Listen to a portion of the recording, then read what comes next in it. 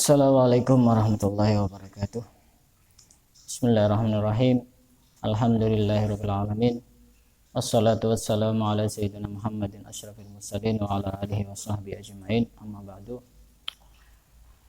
Pada video sebelumnya saya sudah membahas tata cara melakukan amalan malam nisfu Sya'ban, yaitu dengan membaca Yasin 3 kali. Dan kali ini saya akan membahas bagaimana hukumnya membaca Yasin 3 kali pada malam nisfu Sya'ban. Ini sering menjadi satu pertanyaan yang sering diulang-ulang setiap tahun. Yang paling menjadi pertanyaan itu bahwa baca Yasin 3 kali pada malam nisfu Sya'ban itu tidak ada tuntunan dari Rasulullah. Berarti kita itu melakukan amalan yang mengada-ada, melakukan sesuatu amalan yang baru, yang tidak ada tuntunan dari Rasulullah. Rasulullah tidak pernah mengamalkan pada malam nisfu Sya'ban membaca Yasin 3 kali. Lalu bagaimana hukumnya? Apakah itu termasuk kita melakukan sesuatu yang bid'ah atau bukan? Di sini akan saya bahas bahwa secara umum membaca Yasin 3 kali, atau dalam artian Yasin itu adalah bagian dari Al-Quran, itu sangat diperbolehkan. Kita membaca Al-Quran sangat diperbolehkan. Bahkan banyak keterangan, banyak hadis yang menjelaskan tentang keutamaan orang yang membaca Al-Quran. Salah satu hadis saya kutip di sini, Wan Abi Umamah marfu'an, Iqra'ul Qur'ana fa innahu ya'ti yaumal qiyamati syafi'an li ashabihi. Bacalah Al-Qur'an karena sesungguhnya Al-Qur'an besok pada hari kiamat akan bisa mensyafaati kepada orang yang membaca. Ini sudah jelas bahwa membaca Yasin ini termasuk dari membaca Al-Qur'an. Jadi termasuk sesuatu yang diperbolehkan. Jadi ketika ada orang melarang membaca Yasin pada malam nisfu Sya'ban, ini sudah jelas ini bertentangan dengan perintah Al-Qur'an untuk membaca Al-Qur'an. Kemudian hadis yang lain menyatakan, man ahabba ayyuhibbahullah wa rasuluhu falyandur fa in kana yuhibbul Qur'an fa huwa yuhibbullah wa rasuluhu. Barang siapa yang ingin Allah dan Rasulnya mencintai dia, maka lihatlah. Jika dia mencintai Al-Quran, maka Allah dan Rasulnya akan mencintai dia. Ini sudah jelas bahwa membaca Yasin itu tidak bertentangan dengan aturan di dalam Al-Quran maupun di dalam hadis. Kemudian membaca Yasin dengan niat, beberapa niat, seperti dijelaskan dalam video sebelumnya, bahwa termasuk amalan malam nisfu Sya'ban itu membaca Yasin 3 kali. Salah satu niatnya agar diberi panjang umur, dihindarkan dari segala macam musibah dan bencana, diberi rezeki yang halal, yang lancar, semoga husnul khotimah dan lain sebagainya. Itu apakah ada tuntunan juga dari Rasulullah? Yang pasti ketika kita membaca Yasin dengan niat-niat tertentu seperti yang saya jelaskan, itu sama dengan kita bertawasul dengan amal soleh. Sedangkan bertawasul dengan amal soleh itu sudah jelas dalam satu hadis sahih. Ada satu cerita tentang 3 orang yang terperangkap di dalam gua. Kemudian 3 orang tersebut bertawasul dengan amal soleh masing-masing. Dan itu sangat diperbolehkan. Semua ulama sepakat bahwa bertawasul dengan amal soleh itu sangat diperbolehkan. Dan baca Yasin 3 kali dengan niat-niat tertentu itu masuk dengan bab bertawasul dengan amal soleh. Dan ini tidak dilarang. Jadi tidak perlu diragukan lagi. Kemudian seorang ulama yang bernama Ibnu Katsir, di dalam tafsirnya, tafsir Ibnu Katsir, ketika beliau menjelaskan tentang tafsir surat Yasin, beliau menjelaskan bahwa setiap perkara yang sulit lalu kemudian dibacakan surat Yasin, maka Allah akan memudahkan perkara tersebut. Sudah maklum diketahui bahwa Ibnu Katsir ini adalah seorang ahli hadis juga. Jadi sini sudah jelas bahwa membaca Yasin itu banyak keutamaan. Di samping ada hadis yang lain yang mengatakan inna likulli syai'in qalban wa qalbul Qur'ani Yasin. Sesungguhnya setiap sesuatu mempunyai hati, sedangkan hatinya Al-Qur'an itu adalah surat Yasin. Ini menunjukkan keutamaan surat Yasin. Kenapa harus surat Yasin dan surat yang lain? Ini sudah jelas karena Al-Qur'an itu jantungnya ada pada surat Yasin. Kemudian Imam Nawawi di dalam kitab Al-Adhkar, beliau juga mengutip satu hadis, man qara'a Yasin fi yaumin wa lailatin ibtigha'a wajhillahi ghufira lahu. Barang siapa yang membaca surat Yasin pada sehari dan malam semata-mata karena ingin mendapatkan ridha dari Allah, maka Allah akan mengampuni dosa-dosanya. Dia akan diampuni dosanya oleh Allah Subhanahu wa taala. Makanya ini membaca surat Yasin pada malam nisfu Sya'ban ini masuk pada anjuran-anjuran umum, perintah-perintah umum untuk membaca Al-Qur'an. Di samping karena malam nisfu Sya'ban ini adalah malam yang sangat mulia, sehingga kita sudah semestinya untuk bisa meramaikan dan memuliakan malam tersebut dengan berbagai macam ibadah. Dan salah satu amalan atau ibadah yang bisa kita lakukan sebenarnya bebas, tidak harus baca Yasin. Ini sesuai dengan ijtihad para ulama. Kalau dicari hadisnya tidak ada, apalagi di dalam ayat Al-Qur'an tidak ada. Tapi ini semata-mata ijtihad para ulama yang ijtihad mereka semua itu tidak bertentangan dengan Al-Qur'an maupun hadis. Kemudian seandainya hadis-hadis yang dipakai misalkan tentang fadilah surat Yasin dan lain sebagainya, seandainya kita katakan bahwa itu bukan hadis sahih, akan tapi hadis dhaif atau hadis yang lemah, itu pun menurut kita ulama Ahlus Sunnah wal Jamaah, kelompok Ahlus Sunnah wal Jamaah, itu juga masih bisa dipakai selama dalam rangka fadhailul a'mal, untuk memotivasi orang untuk giat beramal. Sebagaimana seorang ulama dari Mekah yang bernama Sayyid Muhammad bin Alawi Al-Maliki menjelaskan di dalam kitabnya Madza fi Sya'ban, beliau mengutip satu perkataan dari abahnya sendiri yang bernama Sayyid Alwi bin Abbas Al-Maliki di dalam kitabnya yang berjudul Al-Fatawa. Beliau Sayyid Alwi bin Abbas Al-Maliki berkata, ajma'a ahlul hadis wa ghairuhum annal hadis ad-dhaif yu'malu bihi fi fadhailil a'mal. Bahwa sesungguhnya semua ulama ahli hadis dan selainnya sepakat bahwa hadis dhaif itu bisa diamalkan untuk keutamaan di dalam beramal. Wa mimman qala bidzalika, dan termasuk orang yang berpendapat seperti itu adalah Al-Imam Ahmad bin Hanbal, Imam Ahmad bin Hanbal, wa Ibnul Mubarak dan Imam Ibnu Mubarak, wal Ambari wa ghairihim, Imam Al-Ambari dan selain dari mereka. Waqad nuqila anhum annahum qalu, mereka semuanya berkata, idza rawaina fil halal wal haram syadadna. Jika kami meriwayatkan hadis tentang halal dan haram, maka kami berlaku dengan amat sangat ketat. Wa idza rawaina fil fadaili tasahalna. Akan tetapi jika kami meriwayatkan hadis di dalam keutamaan beramal, maka kami tidak begitu sangat ketat. Ini artinya hadis yang dhaif itu juga masih bisa diamalkan. Kemudian kenapa malam nisfu Sya'ban harus kita ramaikan dengan berbagai macam ibadah dan amalan? Karena nisfu Sya'ban ini juga termasuk syiar Allah yang harus kita ramaikan, yang harus kita istimewakan. Sebagaimana di dalam Al-Qur'an disebutkan, "Amay yu'azzim sya'airallahi fa innaha min taqwal qulub." Dan barang siapa yang mengagungkan syiar-syiar Allah, maka sesungguhnya itu termasuk takwanya dari hati. Kemudian ada juga yang sering kita lakukan pada malam nisfu Sya'ban, yaitu kita sering melakukan maaf-maafan. Sering tersebar luas pesan-pesan broadcast di WA, di Instagram, di Telegram, di Facebook dan lain sebagainya.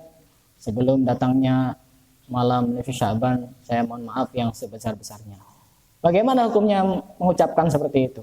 Apakah ada dalilnya, apakah ada hadisnya, apakah ada dasarnya, dan lain sebagainya? Tentu ada. Jadi ucapan seperti itu tidak perlu kita ragu untuk mengucapkan. Dan itu diperbolehkan. Karena ada satu hadis yang menyatakan bahwasanya Rasulullah SAW bersabda, "Yattali'ullahu ila jami'i khalqihi lailatan nisfi min Sya'ban wa yaghfiru li jami'i khalqihi illa li musyrikin aw musyahin." Rawahu Tabarani wa Ibnu Hibban fi sahihi. Bahwa sesungguhnya pada malam nisfu Sya'ban Allah menampakkan dan memandang makhluknya. Artinya memandang makhluknya itu Allah mencurahkan rahmatnya pada malam nisfu Sya'ban. Dan Allah akan mengampuni semua makhluknya kecuali dua orang. Yang pertama adalah musyrik, orang yang musyrik yang mensekutukan Allah. Yang kedua adalah musyahin, orang yang di dalam hatinya terdapat kebencian dan permusuhan.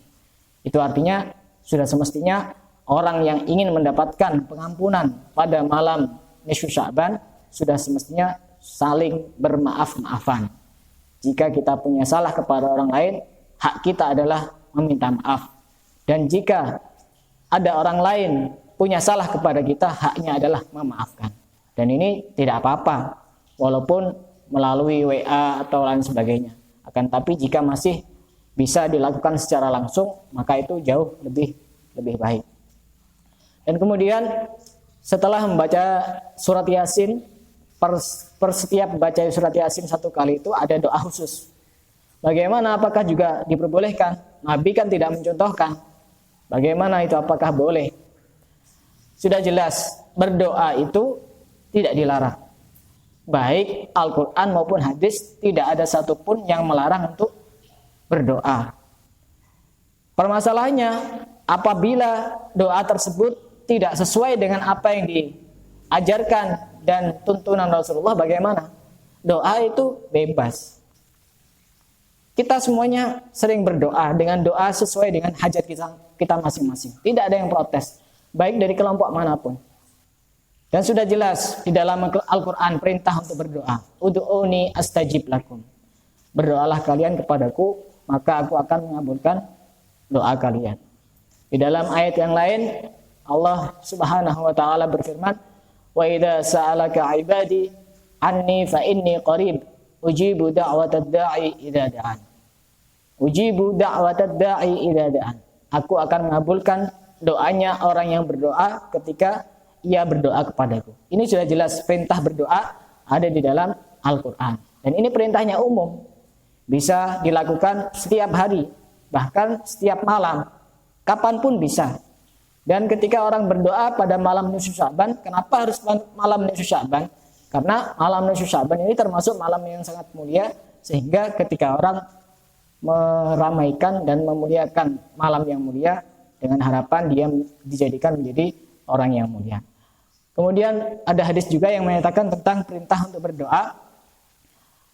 La ta'jazu fid du'a fa innahu la yahlika ma'ad du'a ahadun. Jangan kalian lemah di dalam berdoa, karena sesungguhnya tidak akan celaka seseorang pun di mana dia mau berdoa. Rawahu Ibnu Hibban fi sahihi wal Hakim. Ini juga hadis tentang perintah dan anjuran untuk berdoa. Di hadis yang lain, bahwasanya ini hadis sahih, anna Rasulullah sallallahu alaihi wasallam qala yustajabu li ahadikum ma lam ya'jal. Akan dikabulkan kepada salah satu dari kalian doa kalian selama kalian tidak terburu-buru. Sambil berkata, qad da'autu rabbi falam yustajab li. Aku sudah berdoa kepada Tuhanku akan tapi tidak dikabulkan. Ini hadis sahih muttafaqun alaih. Dalam satu riwayat yang lain diriwayatkan oleh Imam Muslim, la yazalu yustajabu lil 'abdi ma lam yad'u bi ismin. Seseorang hamba jika berdoa akan dikabulkan oleh Allah selama dia tidak berdoa dalam hal urusan dosa dan kemaksiatan. Au qati'ati rahim, atau memutus silaturahim. Malam yasta'jil, selama dia tidak terburu-buru. Nah, ini juga satu anjuran untuk berdoa. Kemudian bagaimana sikap kita jika ada orang yang mengatakan bahwa amalan malam nisfu Sya'ban termasuk membaca Yasin 3 kali itu termasuk sesuatu yang bid'ah? Yang perlu dipahami bahwa bid'ah itu bukan kemudian sesuatu yang tidak pernah dicontohkan oleh Rasulullah. Itu bukan berarti itu kemudian kita katakan bid'ah. Kita harus merujuk pada hadis tentang bid'ah. Hadis pokok tentang bid'ah adalah sebagaimana diriwayatkan oleh Abdullah bin Mas'ud radhiyallahu anhu, anna Rasulullah sallallahu alaihi wasallam qala, iyyakum wa muhdatsatil umur. Takutlah kalian kepada perkara yang baru. Perkara yang baru. Di sini pakai redaksi muhdatsah. Muhdatsah. Fa inna syarral umuri muhdatsatuha, karena sesungguhnya seburuk-buruk perkara adalah sesuatu yang baru, perkara yang baru. Wa kullu muhdatsatin bid'ah, setiap yang baru termasuk bid'ah. Wa kullu bid'atin dhalalah, dan setiap yang bid'ah adalah tersesat. Dalam riwayat yang lain, wa kullu dhalalatin finnar, dan setiap yang sesat akan dimasukkan ke dalam neraka. Ini juga hadis sahih. Akan tapi beliau Rasulullah menggunakan kalimat muhdatsat. Sesuatu yang baru itu beliau menggunakan kalimat muhdatsat. Ini perlu kita perjelas. Yang dimaksud muhdatsat itu apa? Muhdatsat itu bid'ah itu yang dimaksud apa? Bid'ah yang muhdatsat itu artinya yang bagaimana? Kita harus merujuk kepada hadis yang lain. Sebagaimana ini hadis diriwayatkan oleh Imam Bukhari dan Muslim. Man ahdatsa fi amrina hadza ma laysa minhu fa huwa raddun. Barang siapa yang memperbarui di dalam urusan kami, artinya urusan agama Islam, ma laysa minhu, yang tidak termasuk dari agama Islam, fa huwa raddun, maka perkara tersebut adalah tertolak. Sudah jelas sumber agama Islam itu adalah yang sudah disepakati adalah Al-Quran dan hadis. Jadi selama amalan kita itu tidak bertentangan dengan Al-Quran dan hadis, maka itu tidak dilarang. Contoh, membaca Yasin tidak dilarang di dalam Al-Quran. Membaca Yasin tidak dilarang di dalam hadis. Berdoa tidak dilarang di dalam Al-Quran, tidak dilarang di dalam hadis. Itu artinya selama amalan kita itu masih ada aslun syar'i, ada dalil baik dari Al-Quran maupun hadis, itu tidak termasuk bid'ah yang dhalalah, bid'ah yang tersesat. Akan tetapi itu termasuk bid'ah yang baik yang tidak dilarang. Sebagaimana juga dijelaskan oleh Al-Hafidh Ibnu Hajar di dalam kitabnya Fathul Bari. Beliau berkata, wa tahqiq annal bid'ata in kanat mimma yandariju tahta aslin mustahsanin syar'an fahiya hasanah. Bid'ah itu jika terdapat dalil dari syara', artinya dari Al-Quran maupun hadis, fahiya hasanah, maka bid'ah tersebut bid'ah hasanah, bid'ah yang baik, bukan yang sesat. Wa in kanat mimma yandariju tahta aslin mustaqbahin syar'an fahiya mustaqbahah. Dan jika bid'ah itu tidak termasuk dan tidak ada dalilnya dari aslin mustaqbah, dari asal, artinya dari Al-Quran maupun hadis. Jika tidak ada dalil dari Al-Quran maupun hadis, maka bid'ah tersebut termasuk mustaqbahah, termasuk bid'ah yang tercela. Sebagaimana juga beliau menukil pendapatnya Imam Syafi'i di dalam kitab yang sama, At-Fathul Bari. Beliau Imam Syafi'i berkata, al-muhdatsatu darbani. Sesuatu yang baru, muhdatsat itu adalah ada dua macam. Yang pertama, ma ahdatsa yukhalifu kitaban aw sunnatan aw atharon aw ijma'an. Sesuatu yang baru yang bertentangan dengan Al-Quran, hadis, athar atau ijma'. Ini bagaimana? Fahadhihi bid'atud dhalal. Ini termasuk bid'ah yang sesat. Akan tetapi kebalikannya, ma ahdasa minal khairi la yukhalifu syai'an min dzalika. Akan tetapi sesuatu yang baru yang tidak pernah dicontohkan oleh Rasulullah, akan tetapi ini tidak bertentangan dengan Al-Qur'an, hadis, asar atau ijma', fahiya muhdatsatun ghairu mazmumah. Maka ini termasuk sesuatu yang baru yang tidak tercela, artinya hasanah, artinya sesuatu yang baik. Jadi kita yang sudah terbiasa mengamalkan amalan malam nisfu Sya'ban dengan membaca Yasin 3 kali, tidak perlu ragu lagi, karena walaupun ini termasuk bid'ah, tapi bukan bid'ah yang dolalah, yang tersesat, akan tetapi ini termasuk bid'ah yang hasanah, bid'ah yang baik. Dan ini yang membagi bid'ah hasanah dan dolalah ini adalah juga termasuk pakar hadis, yaitu Al-Imam Asy-Syafi'i. Dan semoga kita masih diberikan kesempatan oleh Allah umur panjang sehingga bisa menjumpai bulan Ramadan, dan semoga umur kita dijadikan oleh Allah menjadi umur yang manfaat, menjadi umur yang barokah, dan akhirnya nanti mati dalam keadaan husnul khatimah. Amin amin ya rabbal alamin. Wabillahi taufiq wal hidayah, ar-ridha wal inayah. Assalamualaikum warahmatullahi wabarakatuh.